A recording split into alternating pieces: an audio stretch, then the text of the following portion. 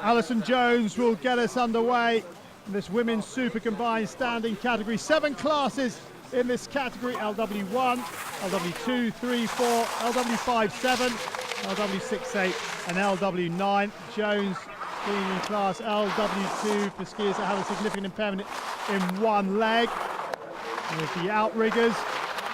And Jones, oh my word, how did she recover that? She has won second on the World Cup this year in slalom. She's won the super combined. She won the last super combined before coming into these Sochi games in Tarvisio, Italy.